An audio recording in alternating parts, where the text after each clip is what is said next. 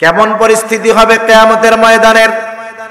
পবিত্র কোরআনুল কারীমের সূরা আবাসার মধ্যে আল্লাহ রাব্বুল আলামিন কিয়ামতের একটা চিত্র আমাদের সামনে তুলে ধরেন। আল্লাহ তাআলা বলেন, ইয়াউমা ইয়াফিরুল মারউ মিন আখিহি ওয়া উম্মিহি ওয়া আবিহি ওয়া সাহিবাতিহি ওয়া বানিহি লিকুল্লি ইমরিইম মিনহুম ইয়াউমা ইদিন শাআনুন ইউগনি। আল্লাহ রাব্বুল আলামিন বলেন, সেই দিন ভাই তার ভাইয়ের থেকে পালাবে। শুধু তাই নয়, ওয়া উম্মিহি ওয়া আবিহি, সে তার মায়ের থেকে পালাবে, বাবার থেকে পালাবে। কলিজার টুকরা স্ত্রী সন্তান, যেই সন্তানকে না দেখলে অন্তরের মধ্যে শান্তি লাগে না, কিয়ামতের দিন ওই সন্তানের থেকে পালাবে, স্ত্রীর থেকে পলায়ন করবে। প্রত্যেকে সেই দিন শুধু নিজের চিন্তা করবে। তাফসিরের মধ্যে আসছে, কেউ পরিচিত কারো মুখোমুখি হইতে চাইবে না। কারণ হলো, না জানি দেখা হয়ে গেলে আমার কাছে একটা নেকি চেয়ে বসে। সেই দিন সন্তান বাবার কাঁধে পাড়া দিয়ে জান্নাতে যাওয়ার চিন্তা করবে, বাপ সন্তানকে জাহান্নামে দিয়ে হলেও নিজে জান্নাতে যাওয়ার চেষ্টা করবে। সেই কঠিন মুসিবতের দিন। আর সেই দিন যদি আমি নেক আমল করার পরেও বান্দার হক নষ্ট করে, স্ত্রী সন্তানের হক নষ্ট করে ধরা পড়ে যায়, এর চাইতে বদনসিবার আছে বলেন? কিয়ামতে সবচাইতে নিঃস্ব হলো ওই ব্যক্তি। হাদিসের মধ্যে আসছে, আল্লাহর নবী একদিন সাহাবাদেরকে জিজ্ঞাসা করতেছে, আমার সাহাবারা বলো তো কিয়ামতের দিন সবচাইতে নিঃস্ব কে হবে? একটা হলো ফকির আর একটা হলো নিঃস্ব, মিসকিন। এই দুইটার মধ্যে তফাৎ আছে। ফকির হলো সে তথা গরিব হলো সে যার আছে তবে কম, বাড়ি আছে তবে ভাঙ্গা চোরা, কাপড় আছে তবে ছেঁড়া চালি দেওয়া। কিন্তু মিসকিন হলো সে যার বাড়িও নাই, ঘরও নাই, কাপড় নাই, তার কিছুই নাই। বাংলায় যারে বলে নিঃস্ব, যার কিছুই নাই। নবীজি সাহাবাদেরকে জিজ্ঞাসা করে, বলো তো কিয়ামতের দিন সবচাইতে নিঃস্ব কে হবে? সাহাবারা জবাব দিল, আল্লাহ এবং তার রাসূল ভালো জানে। নবীজি বললেন, শোনো, কিয়ামতের দিন একটা মানুষ পাহাড় পরিমাণ নেক নিয়ে আল্লাহর সামনে উপস্থিত হবে। মনে রাখবেন, একজন গুনাহগার, একজন পাপী, যত পাপ করুক না কেন, তার যদি ঈমান থাকে, ঈমান, ও যদি একবার সুবহানাল্লাহ বলে, সারা জীবন যদি পাপও করে, ওই একবার সুবহানাল্লাহর সওয়াবের প্রাপ্যটাও সে পেয়ে যাবে। তার আমলনামায় যোগ হবে। একজন গুনাহ করে, নামাজ পড়ে, গুনাহ করুক কিন্তু নামাজ পড়তেছে, এর সওয়াব তার আমলনামায় কি হবে? যোগ হবে। লোকটা পাহাড় পরিমাণ নেক নিয়ে আল্লাহর সামনে হাজির হবে। এত নেকি দেখে সে চিন্তা করবে, আজকে আমার জাহান্নামে যাওয়া কে ঠেকায়? কারণ দুনিয়ার মধ্যে যার টাকা বেশি আমরা তাকে বলি ধনী, আর কিয়ামতের দিন যার নেকি বেশি সে হবে ধনী। নেকি দেখা চিন্তা করবে কে জান্নাতে যাওয়া ঠেকায়। আল্লাহ তাআলা আদেশ দিলেই সে জান্নাতে যাবে। কিন্তু ওই লোকটাকে জান্নাতে যাওয়ার আদেশ দেওয়ার পূর্বে আল্লাহ তাআলার কাছে একটা মানুষ এসে ওই ব্যক্তির বিরুদ্ধে অভিযোগ দায়ের করবে, বলবে, আল্লাহ, এই যে পাহাড় পরিমাণ নেকের মালিক, এই লোকটাকে জান্নাতে যাওয়ার অনুমতি দেওয়ার পূর্বে এই ব্যক্তির ব্যাপারে আপনার দরবারে আমার অভিযোগ রয়েছে। এবার আল্লাহ তাআলা তাকে জিজ্ঞাসা করবে, তুমি কি দুনিয়াতে তার হক নষ্ট করেছিলে নাকি? বলবে, হ্যাঁ করেছি। মিথ্যা বলার কোনো উপায় নাই। লোকটা বলবে, দাও, তার হকটা আদায় করে দাও। আল্লাহ, কিভাবে হক আদায় করব? এ তো দুনিয়া না, দুনিয়া না। দুনিয়া যদি হইতো সম্পদের দ্বারা আমি তার হকটা আদায় করতাম। আয় আল্লাহ, এ তো দুনিয়া না, কেমনে হক আদায় করব? এইবার ওই যে মাজলুম বাদী, সে বলবে, আল্লাহ, ঠিক, এটা তো দুনিয়া না, আমার এখানে তো সম্পদের দরকার নাই, আমার হক সে নেকির দ্বারা আদায় করে দিক। এইবার ওই পাহাড় পরিমাণ নেকের মালিক তার হক নেকির দ্বারা আদায় করবে। একের পর এক তার ব্যাপারে অভিযোগ দিতে থাকবে, আর নেকি থেকে সে হক আদায় করতে থাকবে। মানুষের হক আদায় করতে গিয়ে একটা সময় পাহাড় পরিমাণ নেক শেষ হয়ে যাবে, কিন্তু অভিযোগকারী এখনো বাকি। অনেক মানুষের হক আরো আদায় করতে হবে। লোকটা এবার আল্লাহ তাআলার কাছে বলবে, আল্লাহ, মানুষের হক আদায় করতে করতে পাহাড় পরিমাণ নেকি শেষ হয়ে গেল, নেকি তো আর নাই, আরো তো অভিযোগকারী আছে। এবার অভিযোগকারীরা বলবে, আল্লাহ, ওর কাছে নেকি নাই, তাতে কি, আমাদের গোনাগুলা নিয়ে আমাদের হক আদায় করে দি। এবার পাহাড় পরিমাণ নেকের মালিক মানুষের গোনা নিতে নিতে পাহাড় পরিমাণ গোনার মালিক হবে। নবীজি বলেন, এই লোকটা হলো কিয়ামতের দিন সবচাইতে নিঃস্ব মানুষ। কারণ তার নামাজের অভাব ছিল না, রোজার অভাব ছিল না, হজের অভাব ছিল না, দান সদকার অভাব ছিল না, কিন্তু একটা জিনিস তার খারাপ ছিল, সে মানুষের হক আদায় করত না, মানুষের হক নষ্ট করত। লাহু মুআক্কিবাতুম মিন বাইনি আইদিহিম ওয়া মিন খালফিহিম ইয়াহফাযুনাহু মিন আমরিল্লাহ। আল্লাহ রাব্বুল আলামিন জানায় দেন, আমাদের সাথে মুআক্কিব উপাধিধারী, মুআক্কিব নামধারী একদল ফেরেশতা আমাদের সামনে পেছনে আল্লাহ তাআলার আদেশে আমাদেরকে বিপদ আপদ মুসিবত থেকে হেফাজত করে। আল্লাহ সুবহানাহু ওয়া তাআলা যেই দিন কোনো বান্দাকে বিপদ দিতে চান, বিপদ দিয়ে পরীক্ষা নিতে চান, আল্লাহ তাআলা তখন ওই ফেরেশতাদেরকে বলে দেয়, ও আমার ফেরেশতারা, অমুক দিন অমুক জায়গায় করিমপুরের আব্দুর রহিমকে তোমরা পাহারা দিবা না, কারণ ওই দিন আমি আমার ওই গোলামকে একটা বিপদ দিয়ে পরীক্ষা নিতে চাই। আল্লাহ তাআলা যখন আদেশ করে, তখন আব্দুল করিম ওই ফেরেশতাদের নিরাপত্তা আর পায় না। আল্লাহ তাআলা পরীক্ষা করার জন্য ওই ব্যক্তিকে তখন আল্লাহ বিপদ দিয়ে দেয়। এছাড়া বিভিন্ন বিপদ আপদ থেকে আমরা বিভিন্ন সময় বাঁচি। অনেকে কয় না, হায় রে, গেছিলাম নৌকায় নদীর মধ্যে, যে ঝড় উঠছে, মইরাই গেছিলাম, আজরাইল দেইখা ফিরে আসছি, বলে না এরকম? আজকে মইরাই গেছিলাম, কিন্তু আজরাইল দেইখা ফিরে চলে আসছি, আল্লাহ বাঁচাইছে। আল্লাহ তাআলা বাঁচিয়েছেন। ওই মুসিবত বিপদ আপদ থেকে আল্লাহ তাআলার আদেশে ফেরেশতারা আমাদেরকে হেফাজত করে। আবার আরেকদল ফেরেশতা আছে, ব্রাহ্মমান ফেরেশতা। এদের মধ্যে গ্রুপ হলো দুইটা।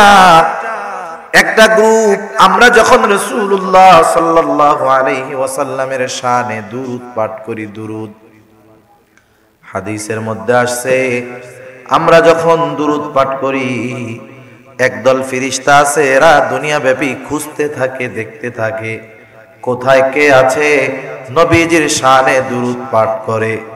যখন দেখে একজন দুরূদ পাঠ করনেওয়ালা, ওই ফেরেশতারা তার দুরূদ, তার সালাম রাসূলুল্লাহ সাল্লাল্লাহু আলাইহি ওয়াসাল্লামের কাছে পৌঁছায়া দেয়। তার বাবার পরিচয় সহ জয় বলে, ইয়া রাসূলুল্লাহ, অমুকের ছেলে অমুক আপনারে সালাম জানাইছে। সুবহানাল্লাহ। আরেক দল ভ্রাম্যমান ফেরেশতা আছে, এদের কাজ হলো দুনিয়া ব্যাপী ঘুরে বেড়ানো আর দেখা কোথায় দ্বীনি মজলিস আছে, কোথায় কোরআনের মজলিস আছে, কোথায় মানুষেরা দ্বীনি মুযাকারা করে, কোথায় ওয়াজ মাহফিল আছে, কোথায় ইসলামী সম্মেলন মহাসম্মেলন আছে, কোথায় আছে ইসলামী জলসা, কোথায় আছে তাফসীর মাহফিল। যে নামেই হোক না কেন, যেখানেই কোরআন সুন্নাহর কথা হয়, ওই মজলিস যত বড় হোক আর ছোট হোক, ওই মজলিসের বক্তা যত পরিচিত হোক আর অপরিচিত হোক, এগুলা তারা দেখে না। ওই মজলিসের চতুর্দিক দিয়ে ফেরেশতারা দাঁড়ায় যায়। মিশকাত শরীফের লম্বা হাদিস, আমি শুধু মূল পয়েন্ট গুলা বলবো। যেই মজলিস কত দামি, মজলিসের মানুষগুলা কত দামি, আল্লাহর নবীর হাদিস অবিশ্বাস করার কোনো সুযোগ আছে নাকি? যদি কেউ অবিশ্বাস করে, বলেন তো তার ঈমান থাকবে নাকি? কোনো সন্দেহ নাই, নবীজির হাদিস মিশকাত শরীফে আসছে, লম্বা বর্ণনা। রাসূল আকরাম সাল্লাল্লাহু আলাইহি ওয়াসাল্লাম জানায় দেন, ফেরেশতারা এসে চতুর্দিকে দাঁড়ায়, ঘিরে দাঁড়ায়। নবীজির কথা সত্য, কোনো সন্দেহ নাই।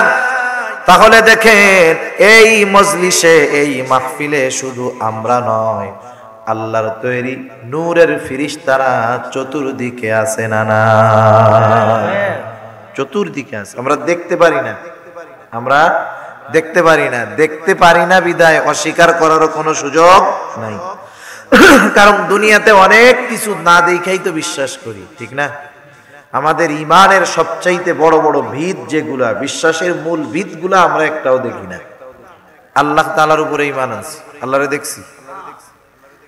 ফেরেশতাদের উপরে ঈমান আনছি, ফেরেশতা দেখছি। নবীদের উপরে ঈমান এনেছি, তাও নবীদেরও দেখি নাই। কিতাব সমূহের উপরে ঈমান এনেছি, কোরআনটা শুধু দেখছি, বাকিগুলা দেখি নাই, কিন্তু বিশ্বাস করি আল্লাহ তাআলার পক্ষ থেকে ওগুলা নাজিলকৃত কিতাব। জান্নাত দেখি নাই, জাহান্নাম দেখি নাই, পরকালের কিছুই দেখি নাই, বিশ্বাস করি।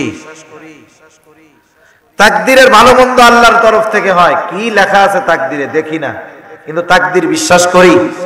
দেখেন সবগুলা না দেখে বিশ্বাস করি, কারণ যেটা না দেখে মানুষ বিশ্বাস করে এই বিশ্বাসের উপরে দৃঢ়তা থাকে বেশি। একটা হলো আমি দেখছি তাই বিশ্বাস করি, আর একটা হলো দেখি নাই তারপরেও বিশ্বাস করি। নাস্তিকরা এটার নাম দেয় হলো অন্ধবিশ্বাস। নাস্তিকরা কি নাম দেয়? অন্ধবিশ্বাস। ওরা বলে যেটা দেখা যায় না ওইটা আমরা মানি না। আমরাও অনেক কিছু দেখা যায় না বিদায় মানি না, কিন্তু কিছু বিষয় আছে ওগুলা না দেখার পরেও ঈমান আনা ছাড়া কোনো পথ নাই, ঠিক কিনা বলেন? সেজন্য দেখেন এই ফেরেশতা আমরা দেখি না, তাই অবিশ্বাস করার কোনো সুযোগ নাই। চতুর্দিকে রহমতের ফেরেশতারা দাঁড়ায় আছে, শুধু তাই না একজন আর একজনের কাঁধের উপরে দাঁড়ায়। নবীজি বলেন এভাবে দাঁড়াতে দাঁড়াতে একেবারে আসমান পর্যন্ত চলে যায়। আল্লাহ রব্বুল আলামিন তাদেরকে জিজ্ঞাসা করে, ও আমার গোলাম ফেরেশতারা, আমার ওই বান্দারা এখানে কি করে? আল্লাহ সুবহানাহু ওয়া তাআলা সব কিছু জানে, সব কিছু দেখে। আল্লাহ তাআলা শুধু বাহিরেরটা দেখে এমন নয়, আমার আপনার অন্তরে কি আছে দুনিয়ার কেউ জানে না, দেখে না। দেখেন কে? আমার অন্তরে কি আছে তাও দেখে। তাইলে আমরা এখানে কেন বসছি আল্লাহ তাআলা জানেন কি জানেন না? দেখেন কি দেখেন না? একটু আগে আমরা যেই নিয়তে আসি না কেন, এখন আমাদের নিয়ত পরিবর্তন হবে। আমরা কি নিয়ত করব?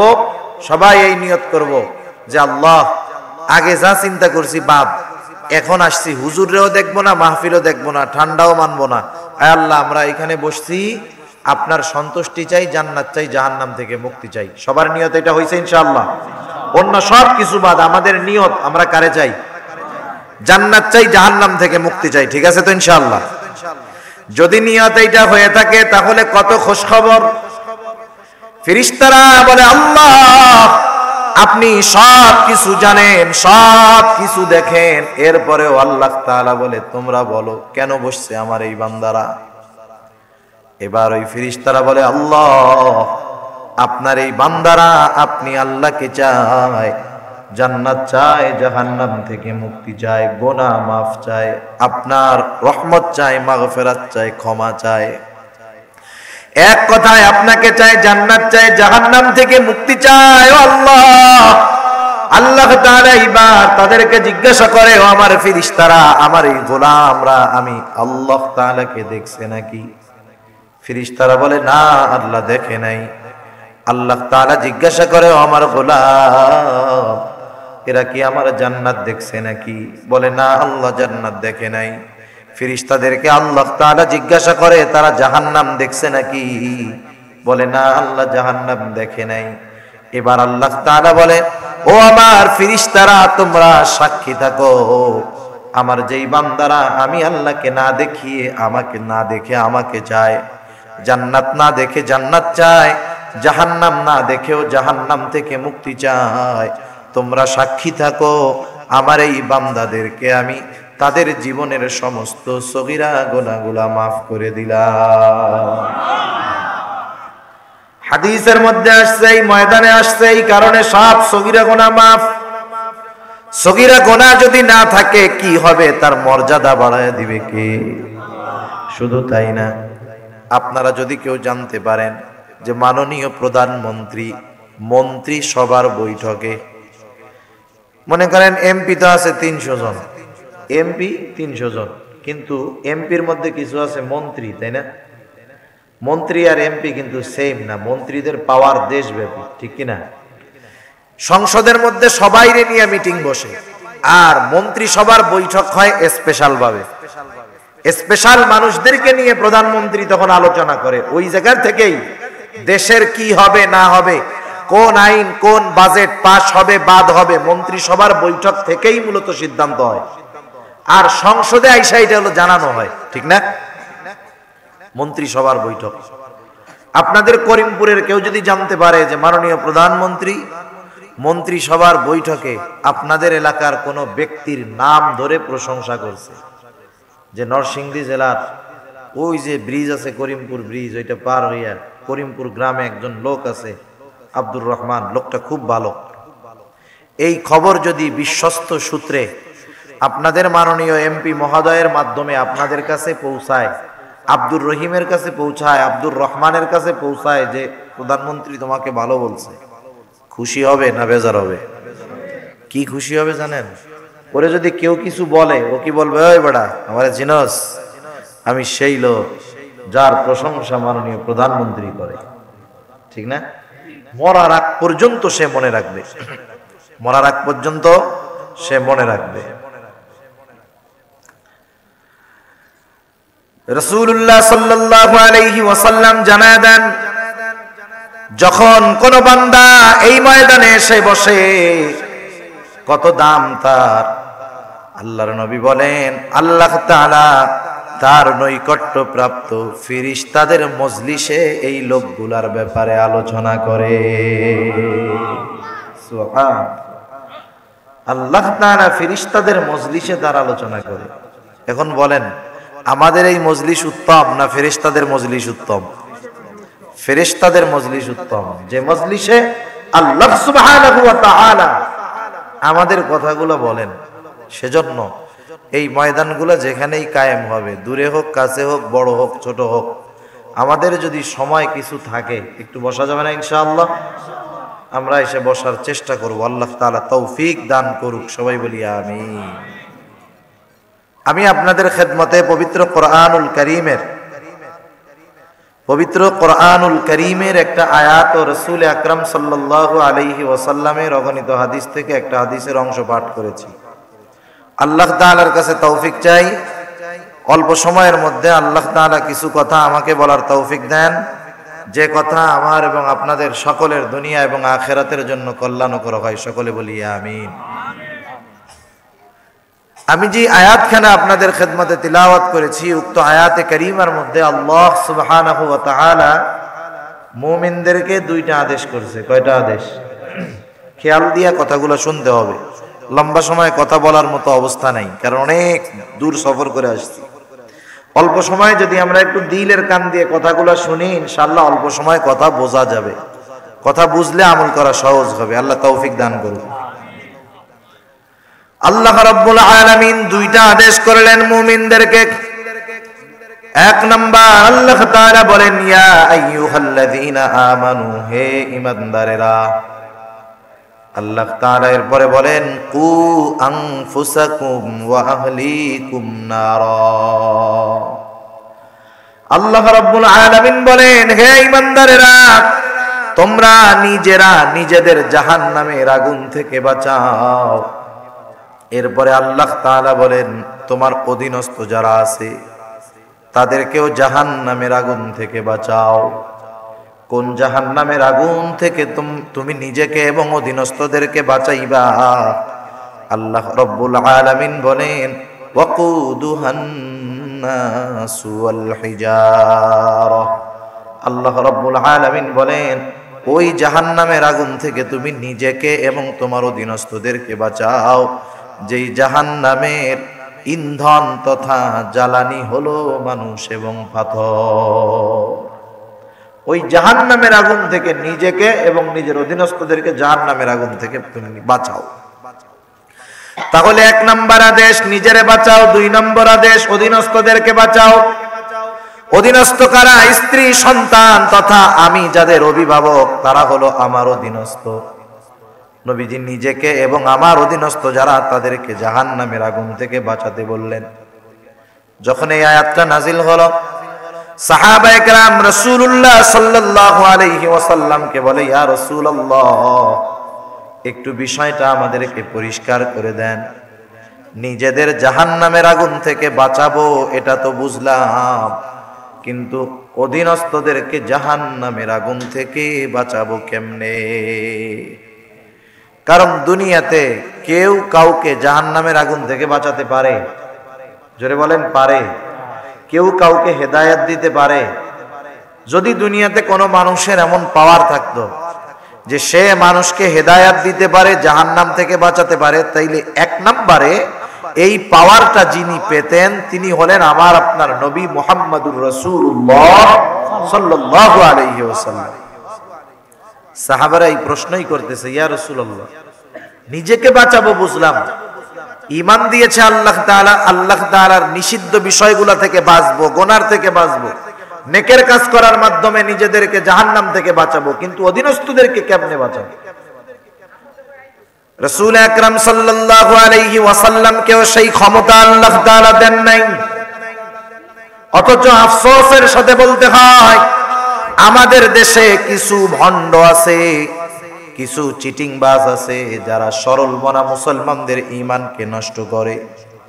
কিছু মানুষ এমন আছে, এরা বলে আমার কাছে আসো, আমার দরবারে আসো, তোমাদের নামাজ রোজা লাগবে না, তোমাদের জিম্মাদারি আমি নিয়ে নিলাম। এ ধরনের কথাও বলে, অবিশ্বাস্য হলেও সত্য। বাংলাদেশের বড় একটা দরবার আছে, ওই দরবারের একজন পীর সাহেব, আমি তার নাম বলবো না, যদি কারো মনে হয় যে সন্দেহ, রেফারেন্স দরকার, রেফারেন্স দেওয়া যাবে ইনশাআল্লাহ। এটা রেফারেন্স বাইর করে এরপরে আমি বলছি, চ্যালেঞ্জের মুখে দাও এক জায়গায়। ওই দরবারের পীর সাহেবের কাছে একজন লোক আসছে, সে হলো বৌদ্ধ। এসে বলছে, হুজুর, আমি তো বৌদ্ধ, আপনার দরবারে অনেক দিন যাবত যাওয়া আসা করি, কিন্তু পরকালে বাঁচতে হইলে তো ঈমান লাগবে, আমার তো ঈমান নাই, আমি একটু ঈমান গ্রহণ করতে চাই, মুসলিম হতে চাই, যাতে জাহান্নাম থেকে বাঁচতে পারি। পীর সাহেব বলতেছে, না, কে বলছে তোরে মুসলমান হওয়া লাগবে? তুই তোর ধর্মে থাক, আমার সাথে লেগে থাক, আমি তোরে জান্নাতে নিয়ে যাব, তুই নাজাত পেয়ে যাবি তোর ধর্মে থেকেই। এই ধরনের সিটিংবাজিও আছে না নাই? আমাদের দেশে অভাব নাই, সাবধান। এই ধরনের কথা যারা বলে, এদের থেকে আমাদের দূরে থাকতে হবে। আমার আপনার নবী, তার কলিজা টুকরা চাচা আবু তালেব, কত প্রিয় ছিল আবু তালেব। নবীজি আমার আপনার নবীকে আবু তালেব তার সন্তানদের চাইতে বেশি ভালোবাসতো। রাসূল আকরাম সাল্লাল্লাহু আলাইহি ওয়াসাল্লামের মা যখন মারা গেলেন, আর আপনার নবীর দাদা অভিভাবকত্বের দায়িত্ব গ্রহণ করলেন। এবার দাদা মারা গেলেন, মারা যাওয়ার আগে সন্তানদেরকে তিনি ওসিয়ত করতেছে। সন্তানদের মধ্যে আবু তালেব, সে সবার চাইতে একটু অন্যরকম ছিল। আবু তালেবকে ডেকে বলে, ও আবু তালেব, আমার এই পুত্র মুহাম্মদ, পৌত্র, অনেক জায়গায় বলে ছেলের ঘরের নাতি, অনেক জায়গায় বলে পৌত্র, পুত্রর পুত্র, পৌত্র, মুহাম্মদকে তুমি দেখে রাখবা, তুমি যতদিন জীবিত থাকো মুহাম্মাদের দেখাশোনা করবা, আমি পিতা হিসাবে তোমাকে মুহাম্মাদের অভিভাবক বানায় গেলাম। আবু তালেব আমার আপনার নবীর অভিভাবক, সব কিছু দেখাশোনার দায়িত্ব তার। শুধু তাই না, উনি দুনিয়াতে যতদিন জীবিত ছিলেন আমার আপনার নবীর সব সময় খেয়াল তিনি রাখছে। চাচার সাথে কত মোহাব্বত, চাচা ভাতিজার মধ্যে কত মোহাব্বত ছিল। আবু তালেবের দ্বারা ইসলামের কত বড় খেদমত আল্লাহ তাআলা নিছে। শুধু তাই না, একবার কাফের আবু জেহেল, উতবা, সাইবা আমার আপনার নবীর চাচার কাছে আসছে। আবু জেহেল, উতবা, সাইবা এসে বলে, ও আবু তালেব, তোমার ভাতিজা কি শুরু করলো? ও আবু তালেব, তোমার ভাতিজার কারণে ভাইয়ের সাথে ভাইয়ের দ্বন্দ্ব শুরু হয়ে গেছে, মার সাথে মেয়ের সম্পর্ক শেষ হয়ে গেছে, ছেলের সাথে বাবার সম্পর্ক শেষ হয়ে গেছে। ও ও আবু তালেব, তুমি তোমার ভাতিজাকে মানা করো, সে জানি তার কাছ থেকে বিরত থাকে। এইভাবে প্রথম দিন আবু তালেবের কাছে এসে আবু জেহেল, উতবা, সাইবা আবু তালেবকে বলে চলে গেল। সেই দিন আবু তালেব আবু জেহেল, উতবা, সাইবারে কিছু কথা বুঝায় বলল, ফিরায় দিল, চলে গেল। কিছুদিন অতিবাহিত হওয়ার পর আবার আবু জেহেল, উতবা, সাইবা আবার আবু তালেবের কাছে হাজির। আসার পরে বলে, ও আবু তালেব, বেশ কিছুদিন আগে তোমার কাছে এসে তোমার ভাতিজার ব্যাপারে নালিশ দিয়ে গেলাম। তুমি তো তোমার ভাতিজাকে মানা করো নাই, কারণ সে তার কাজ চালায় যাচ্ছে, আমাদের বাপ দাদার ধর্মের বিরোধিতা করে যাচ্ছে।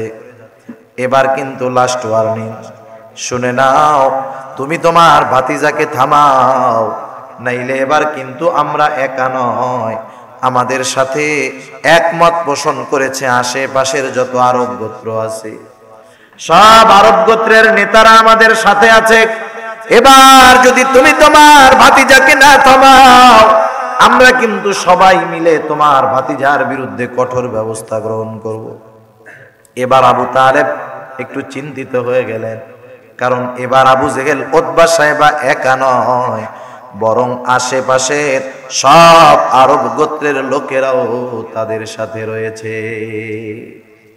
চিন্তা করতেছে, না জানি ভাতিজা তো একা একা কত জায়গায় যায়, কোন বিপদে পড়ে যায়। ঠিক আছে, টেনশনে ঘুম নাই, পায়চারি করতেছে।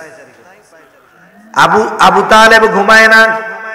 গভীর রাত রাসূলুল্লাহ সাল্লাল্লাহু আলাইহি ওয়াসাল্লাম যখন দ্বীনি কাজ শেষ করে বাড়িতে ফিরলেন, আবু তালেব স্নেহ মাখা জবানে ডাক দিতেছে, ও মুহাম্মদ, এদিকে আসো।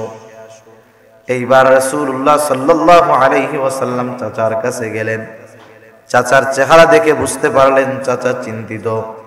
আবু তালেব বলতেছে, ও মুহাম্মদ, তুমি যা করতেছো তার থেকে কি একটু বিরত হওয়া যায় না?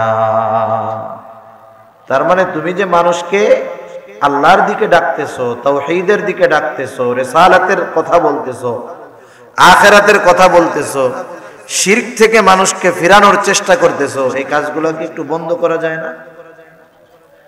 ও মুহাম্মদ, আমি তো তোমার জীবনের ব্যাপারে বড় শঙ্কিত এবং ভীত আছি। ও মুহাম্মদ, আমি তো বড় চিন্তিত। আজকে আমার বাড়িতে আবু জেহেল, উতবা, সাইবা এবং আশেপাশের যত আরব গোত্রের নেতারা আছে সবাই আমার বাড়িতে আসছে। তুমি যদি কাজ থেকে বিরত না হও, তারা তো তোমার বিরুদ্ধে চলে যাবে, তোমার ক্ষতি হতে পারে। ও মুহাম্মদ, একটু বিরত হও। বলেন তো, আপনার সন্তান যখন কোনো ভালো কাজ করতে যাবে, এখন তো এমন একটা জামানা, যেই ব্যক্তি ভালো কাজ করতে যায় তার বিপদ আছে না নাই? আপনি ভালো কাজ করতে যাবেন, যেই কাজের দ্বারা সমাজের, জাতির উন্নতি হয়। নিজের ভালো কাজ করলেন অসুবিধা নেই, নামাজ কালাম পড়েন, সমস্যা নেই। কিন্তু আপনি যখন জাতির চিন্তা করবেন, এলাকাবাসীর চিন্তা করে ভালো কাজ করতে যাবেন, তখন আপনার শত্রু বাইর হয়ে যাবে, কোনো সন্দেহ নেই। আপনি যদি জানেন আপনার সন্তান ওই ভালো কাজ করতেছে, কিন্তু তার পেছনে শত্রু লেগে গেছে, আপনি কি করবেন? ছেলের এটাইকে বলবেন, দেখ বাপ, তুই আমার কলিজার টুকরা, আমার কলিজাটা তুই শূন্য করিস না, ভালো কাজ করার লোক বহুত আছে, তোর করা লাগবে না, তুই বাদ দে। ঠিক না? কারণ জীবনের আশঙ্কা আছে, তোর এই ভালো কাজ করার দরকার নাই।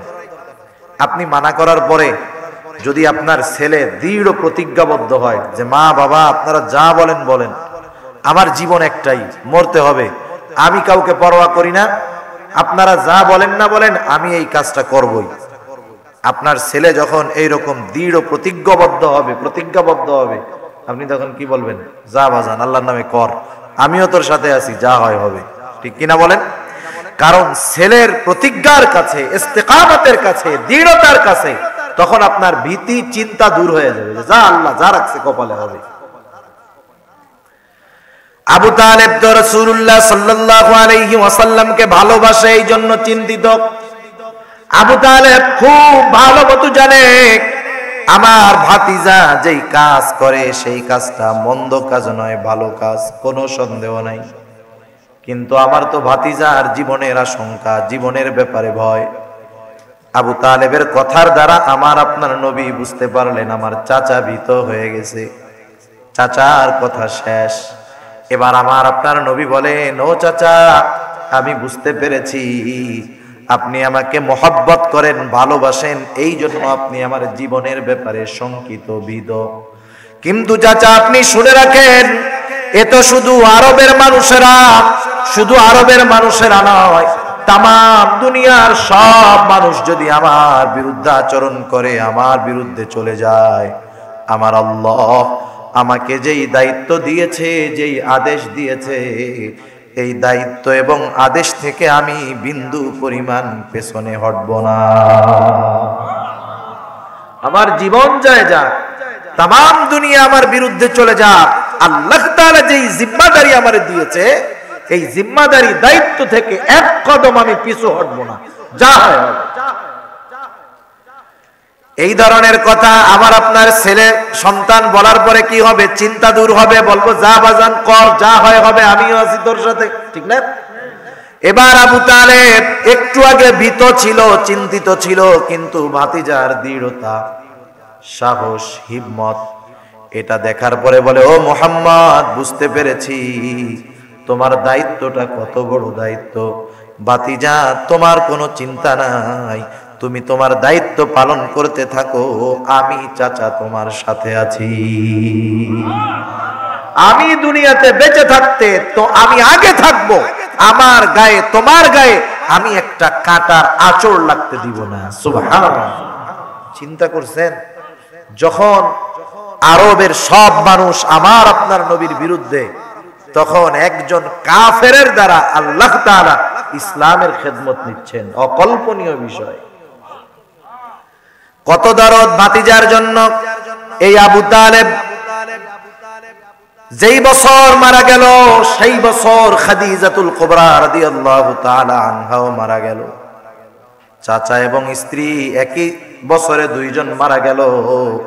ঐতিহাসিকগণ এই বছরটার নাম দিয়ে দিলেন আমুল হুজুন, চিন্তার বছর।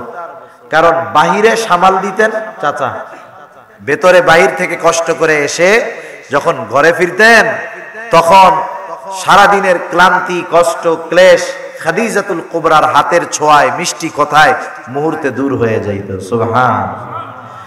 খাদিজাতুল কুবরা শুধু যে আমার আপনার নবীর স্ত্রী ছিলেন তা নয়, উনি ঘরের অভিভাবকের মতো ছিলেন। কারণ বয়সের দিক দিয়ে তো উনি বড় ছিলেন, নবীজিকে বিভিন্নভাবে সাহস দিতেন, উদ্দীপনা দিতেন, প্রেরণা দিতেন।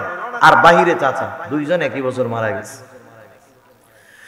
আবু তালেব মারা যাওয়ার আগে, যখন জীবনের অন্তিম মুহূর্তে আবু তালেব বোঝা যায় আর বেশি সময় দুনিয়ায় থাকবে না, কারণ একটা মানুষের স্বাভাবিক সাকারাতে মাউত যখন হয়, মৃত্যুর যন্ত্রণা যখন ওঠে, বোঝা যায় তার কানগুলা নরম হয়ে যায়, হাত পা শীতল হয়ে যায়, ঠান্ডা হয়ে যায়, চোখগুলা কোঠরের মধ্যে চলে যায়। অনেক সময় মুমিন বান্দা প্রচন্ড শীতের মধ্যেও ঘামতে শুরু করে। মৃত্যুর পূর্ববর্তী আলামত গুলা বোঝা যায়, যারা সামনে থেকে মৃত্যু দেখছে এরা বুঝতে পারবে। আমার আপনার নবী বুঝতে পারলেন যে আবু তালেব চাচা বেশি সময় দুনিয়াতে থাকবে না, কিন্তু আমার চাচা আমাকে যত ভালোবাসুক না কেন, যত মহব্বত করুক না কেন, ঈমান যদি না আনে, আমার চাচার এই মহব্বত পরকালে কোনো কাজে আসবে না। এই জন্য নবীর চাচার শিওরে আমার আপনার নবী আবু তালেবের শিওরে মাথার কাছে গিয়ে বারবার বলে, চাচা আপনি শুধু একবার বলেন লা ইলাহা ইল্লাল্লাহ, বাকি আর কিছু বলা লাগবে না।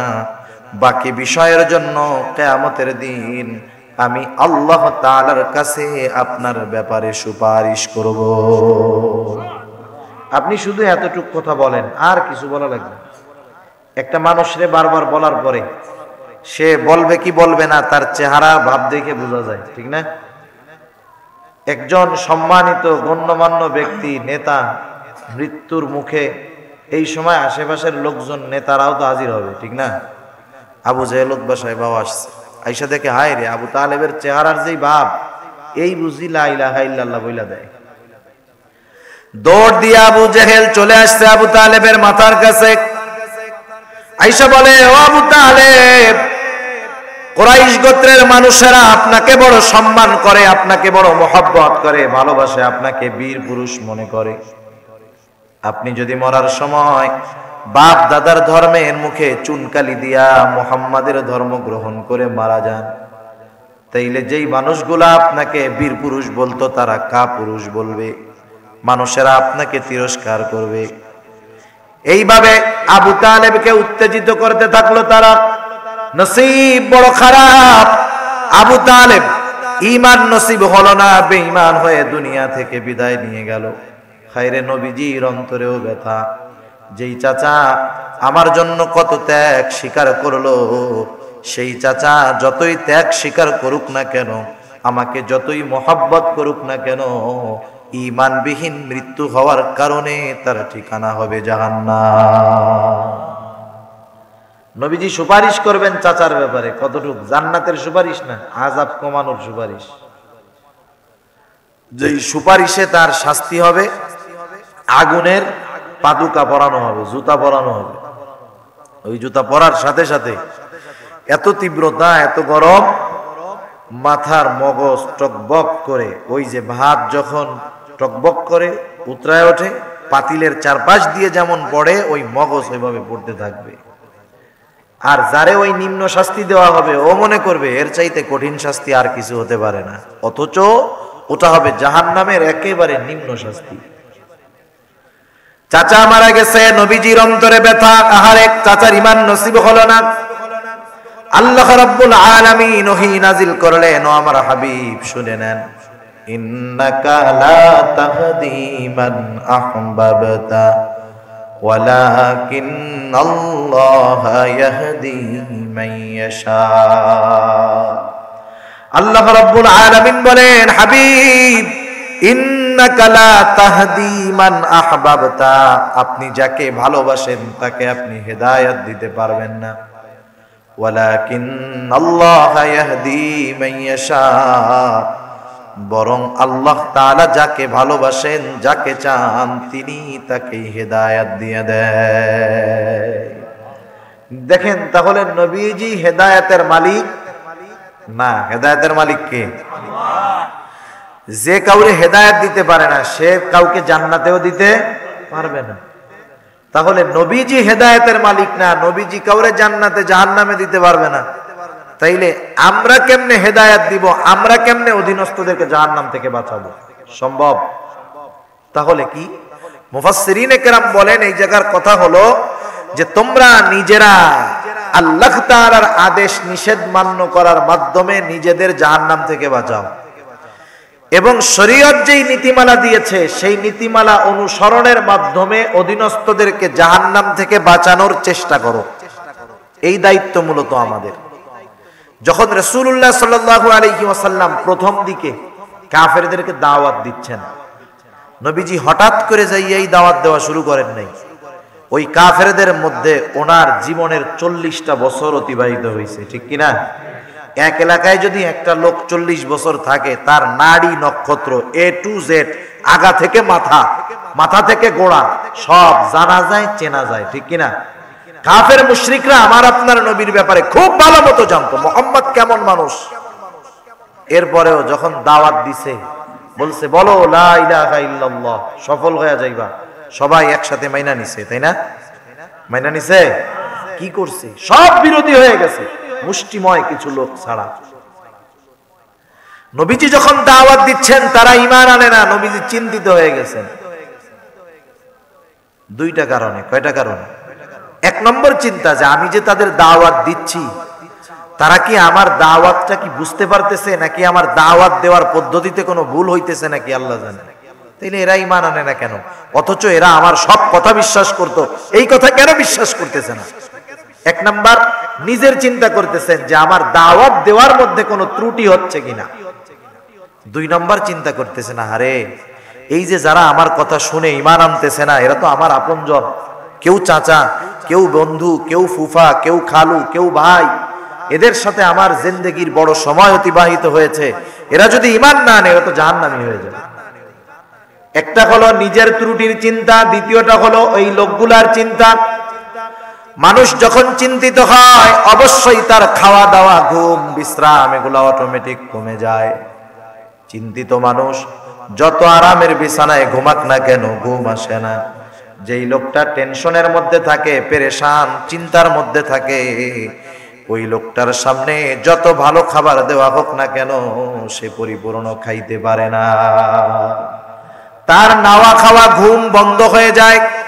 আর মানুষ যখন খাওয়া দাওয়া, ঘুম, বিশ্রাম বাদ দেয় অবশ্যই তার শরীরের মধ্যে ঘাটতি দেখা দেয়, অসুস্থ হয়ে যায়। আমার আপনার নবীও উম্মতের চিন্তায় খাওয়া দাওয়া কমে গেছে, নবীজি চিন্তিত। আল্লাহ রব্বুল আলামিন এবার ওহী নাজিল করলেন। আল্লাহ তাআলা বলেন, লাআল্লাকা বাখিউন নাফসাকা আল্লা ইয়াকুনু মুমিনিন। নবীজি অসুস্থ হয়ে গেলেন, দুর্বল হয়ে গেলেন। আল্লাহ তাআলা বলেন, ও আমার হাবিব, লাআল্লাকা বাখিউন নাফসাক, আপনি নিজেকে কেন নিজে নিঃশেষ করে দেন? নিজেকে কেন আপনি নিজে অসুস্থতার দিকে ঠেলে দিচ্ছেন? আল্লাহ ইয়াকুনু মুমিনিন, এই যে কাফের ওরা ঈমান আনে না, তাদের ঈমান না আনার কারণে আপনি কেন নিজেকে নিজে নিঃশেষ করে দিচ্ছে? ওরা ঈমান আনতেছে না, আপনি এত টেনশন করেন কেন? আপনার দায়িত্ব তো এটা না ঘাট ধরে আপনি ঈমান আনাবেন, এ দায়িত্ব আপনার দেওয়া হয় নাই তো। আল্লাহ তাআলা এরপরে বলেন, ইন্না শাআনু নাযাল আলাইহিম মিনাস সামাই আয়াতান ফাযাল্লাত আ'নাকুহুম লাহা খাদিঈন। আল্লাহ রাব্বুল আলামিন বলেন, হাবিব আপনি শুনেন, আমি আল্লাহ তাআলা যদি চাইতাম, ইন্না শা, আমি যদি চাইতাম, নুনাজ্জিল আলাইহিম মিনাস সামাই আয়া, আমি যদি চাইতাম আসমান হতে তাদের জন্য বিশেষ নিদর্শন আমি নাজিল করতে পারতাম। মুফাসসিরিন কেরাম বলেন, সেই নিদর্শন কি?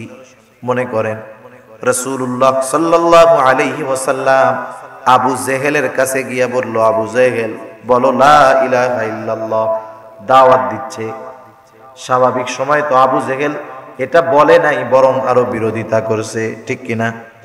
কিন্তু যদি এমন হইতো নবীজি আবু জেহেলের কাছে গেছেন, এবার দুই পাশে আল্লাহ তাআলা আসমান হতে দুইজন ফেরেশতা পাঠায় দিয়েছে। এক একজন ফেরেশতা কত বড়!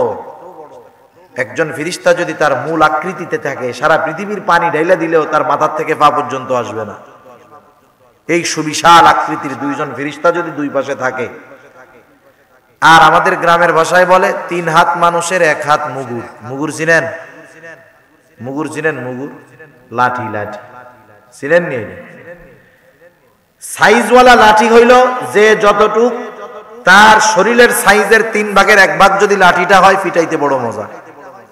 পুলিশের লাঠির সাইজ দেখেন কতটুক, মাইবা দেখবেন মোটামুটি ওর 3 লাঠি দিলে ওর সমান হবে, পিটাইতে মজা লাগে।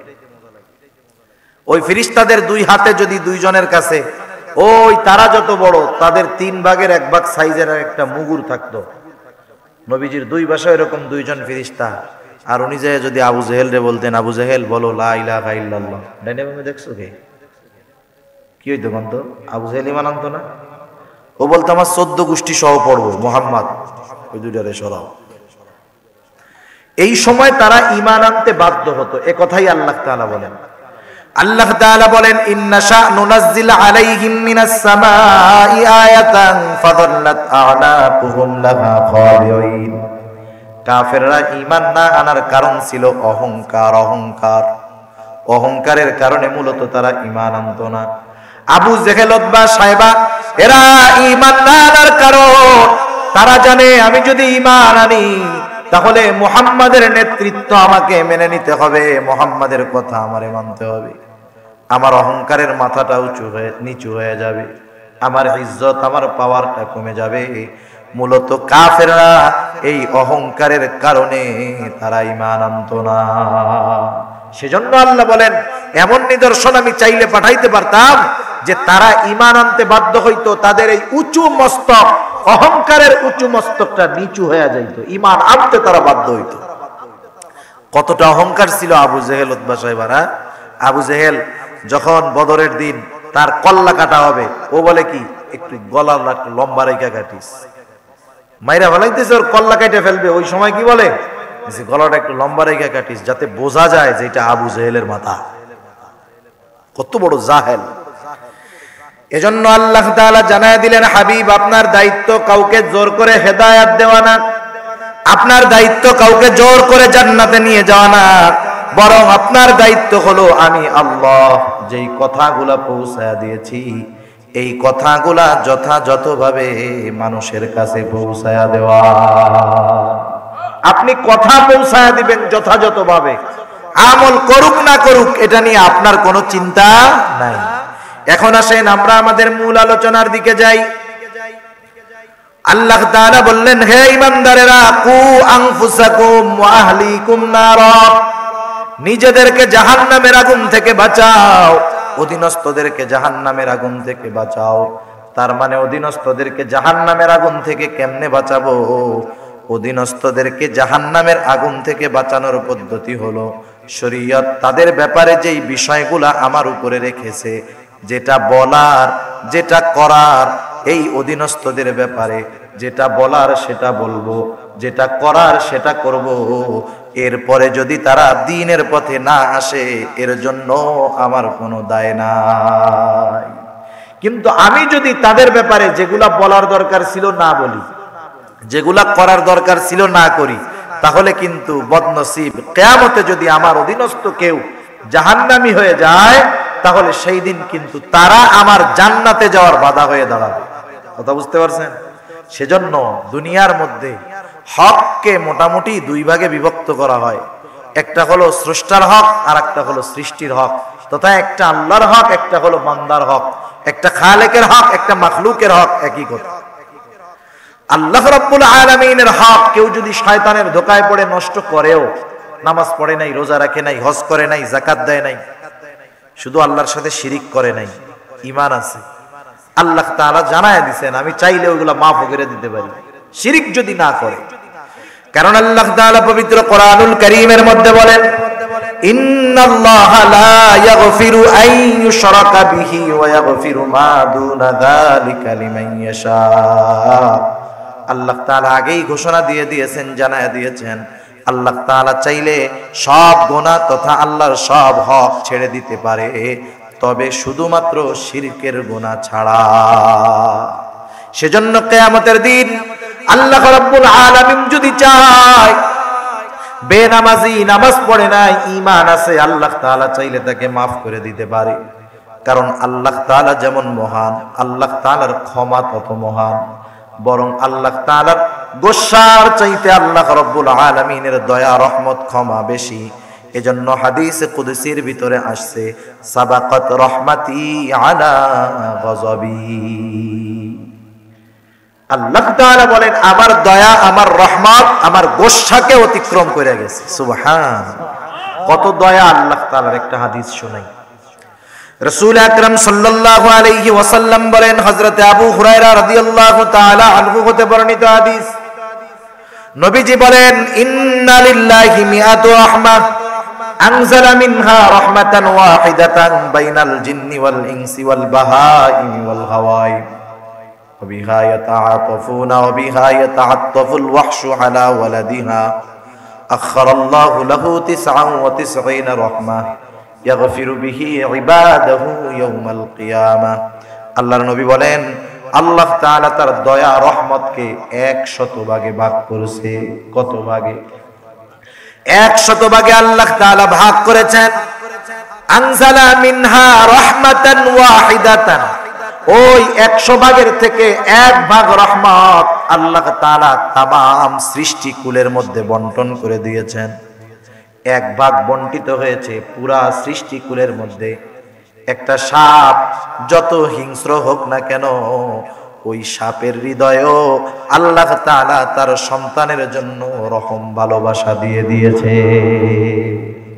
সবার জন্য রহমত দয়া আছে না? প্রত্যেকটা প্রাণীর এরকম আছে।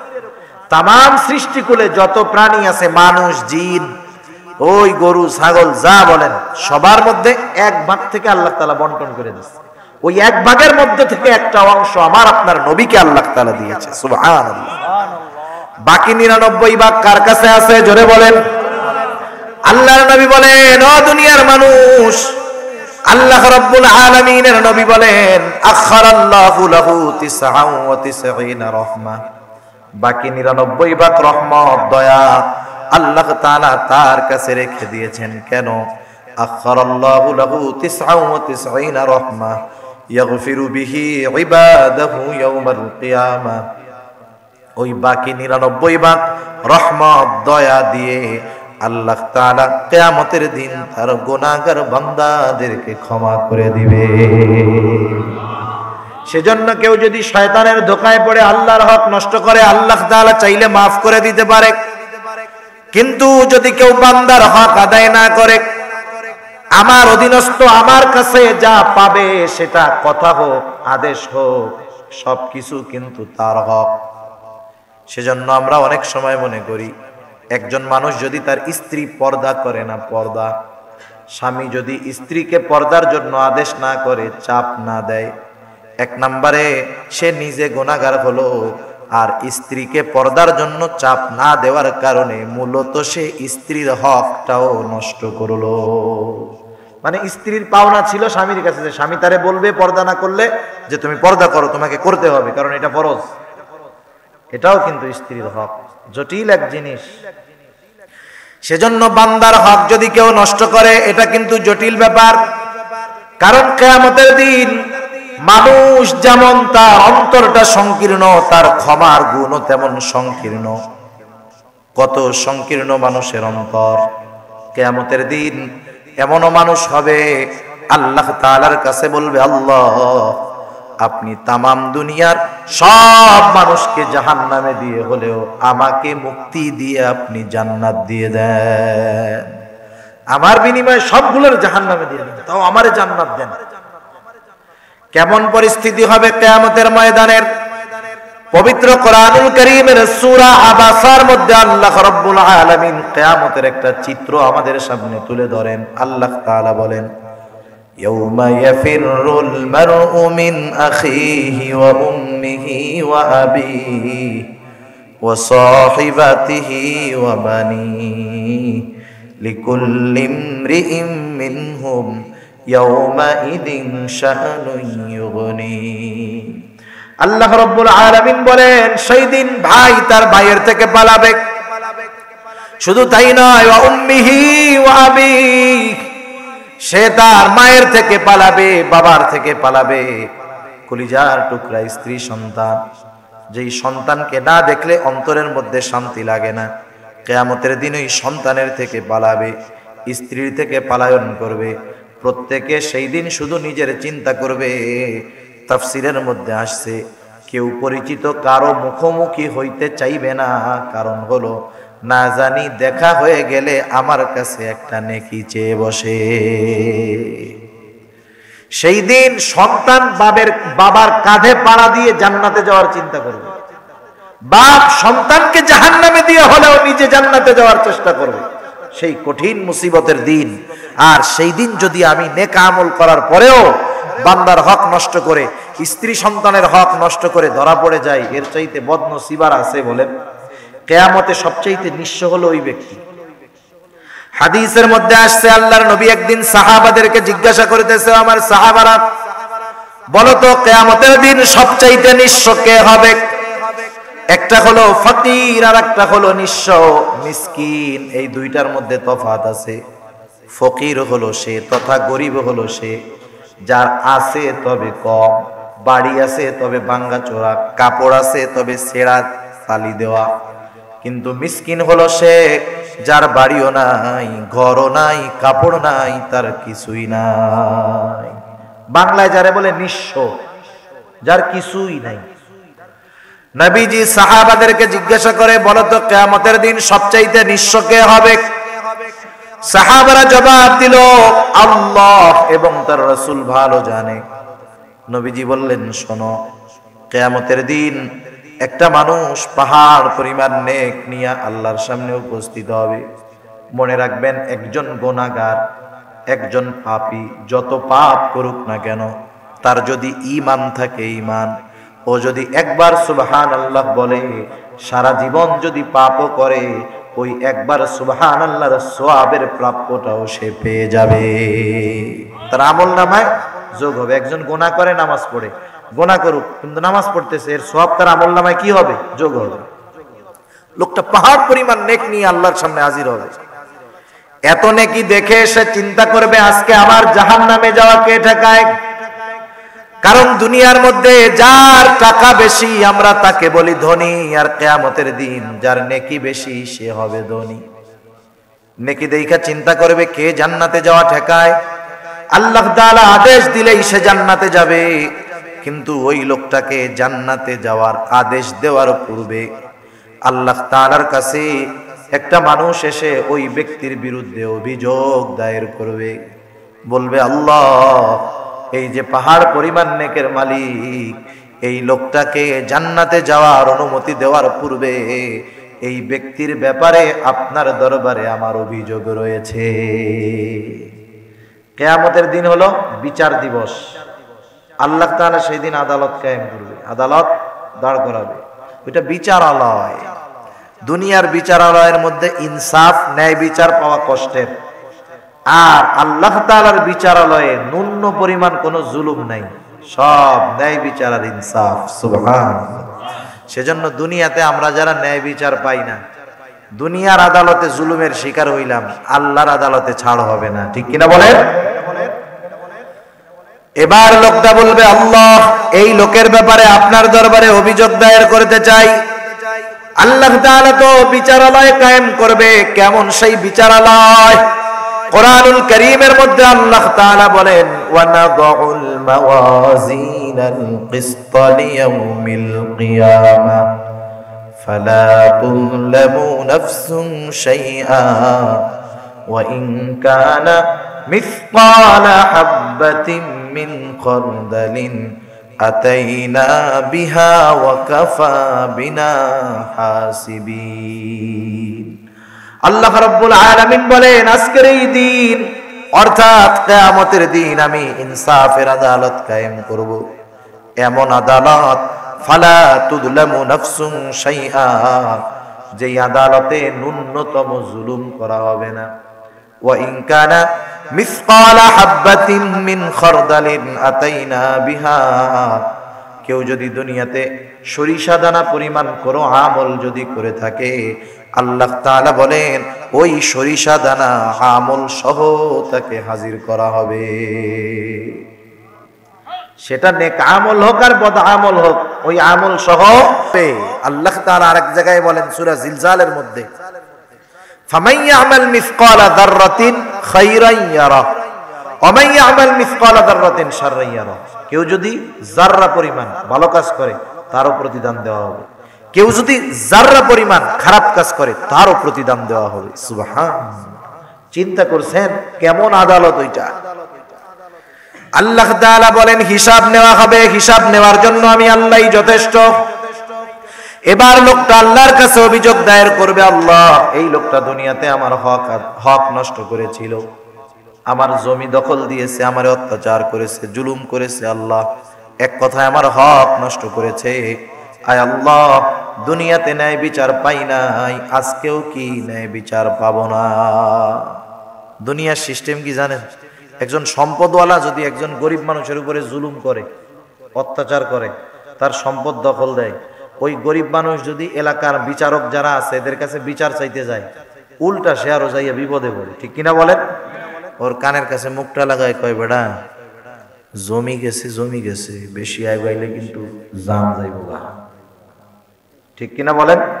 এবার ওই লোক জানের ভয়ে চুপ করে বসে থাকে, কিচ্ছু আর কয় না, ঠিক কিনা? হায় হায়, এই মাজলুম দুনিয়াতে হয়তো চুপ কইরা আছে, আজকে কিছু বলতেছে না, ও তো বলবে সেই দিন, ঠিক কিনা বলেন? আর কিয়ামতের দিন লেনদেন হবে নেকি দিয়ে, হয়তো গোনা নিতে হবে, না হয় নেকি দিতে হবে। এবার আল্লাহ তাআলা তাকে জিজ্ঞাসা করবে তুমি কি দুনিয়াতে তার হক নষ্ট করেছিলে নাকি? বলবে হ্যাঁ করেছি। মিথ্যা বলার কোনো উপায় নাই। লোকটা বলবে দাও, তার হকটা আদায় করে দাও। আল্লাহ কিভাবে হক আদায় করব? এ তো দুনিয়া না, দুনিয়া না, দুনিয়া যদি হইতো সম্পদের দ্বারা আমি তার হকটা আদায় করতাম, আয় আল্লাহ, এ তো দুনিয়া না, কেমনে হক আদায় করব? এইবার ওই যে মাজলুম বাদী সে বলবে, আল্লাহ ঠিক, এটা তো দুনিয়া না, আমার এখানে তো সম্পদের দরকার নাই, আমার হক সে নেকির দ্বারা আদায় করে দিক। এইবার ওই পাহাড় পরিমাণ নেকের মালিক তার হক নেকির দ্বারা আদায় করবে, একের পর এক তার ব্যাপারে অভিযোগ দিতে থাকবে, আর নেকি থেকে সে হক আদায় করতে থাকবে। মানুষের হক আদায় করতে গিয়ে একটা সময় পাহাড় পরিমাণ নেক শেষ হয়ে যাবে, কিন্তু অভিযোগকারী এখনো বাকি, অনেক মানুষের হক আরো আদায় করতে হবে। লোকটা এবার আল্লাহ তাআলার কাছে বলবে, আল্লাহ মানুষের হক আদায় করতে করতে পাহাড় পরিমাণ নেকি শেষ হয়ে গেল, নেকি তো আর নাই, আরো তো অভিযোগকারী আছে। এবার অভিযোগকারীরা বলবে, আল্লাহ ওর কাছে নেকি নাই, তাতে কি, আমাদের গোনাগুলা নিয়ে আমাদের হক আদায় করে দি। এবার পাহাড় পরিমাণ নেকের মালিক মানুষের গোনা নিতে নিতে পাহাড় পরিমাণ গোনার মালিক হবে। নবীজি বলেন, এই লোকটা হলো কিয়ামতের দিন সবচাইতে নিঃস্ব মানুষ, কারণ তার নামাজের অভাব ছিল না, রোজার অভাব ছিল না, হজের অভাব ছিল না, দান সদকার অভাব ছিল না, কিন্তু একটা জিনিস তার খারাপ ছিল, সে মানুষের হক আদায় করত না, মানুষের হক নষ্ট করত। তাহলে বোঝা গেল বান্দার হক বড় জটিল জিনিস, ঠিক কিনা বলেন? বান্দার হকের আলোচনা তো অনেক লম্বা, একটা দিকে গেলে দীর্ঘ সময় আলোচনা করা লাগবে। আমি বেশি দূরে যাব না। আমাদের নিজেদের মধ্যে নিজেদের কিছু হক আছে, যেই হকগুলার ব্যাপারে আমরা উদাসীন, অনেকটাই উদাসীন। আমরা মনে করি ওরা তো আমার কাছের লোক, ওদের আবার কিসের হক। বিষয়টা এমন না, বরং আমার যত কাছের তাদের হকগুলা হলো তত জটিল। কোরআন হাদিসের মধ্যে স্ত্রীর হক, সন্তানের হক, মা বাবার হক, প্রতিবেশীর হক, এক মুসলমান হিসাবে মুসলমানের হক, অমুসলিম মানুষ হিসাবে তার হক, প্রতিবেশীর হক, সব হকের কথা কোরআন সুন্নাহর মধ্যে আছে না নাই? যেই হকটাই নষ্ট করা হবে কিয়ামতের দিন, ওই হকের প্রতিদান নেকের দ্বারা দিতে হবে।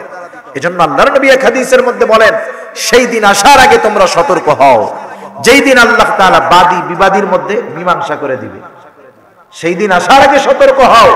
তোমরা যদি কাউকে কথার দ্বারা অন্যায়ভাবে কষ্ট দিয়ে থাকো, সেই দিন আসার পূর্বে তার কাছ থেকে ক্ষমা চেয়ে নাও। একজন আর একজনরে বিনা কারণে কথার দ্বারা কষ্ট দিয়েছে, মাপ চাইতে পারে নাই, কিয়ামতের দিন এই যে মাপ দুনিয়ায় চাইতে পারলো না, এর বিনিময়টাও তার নেকির মাধ্যমে ওই লোকটারে দিতে হবে। কঠিন এক অবস্থা।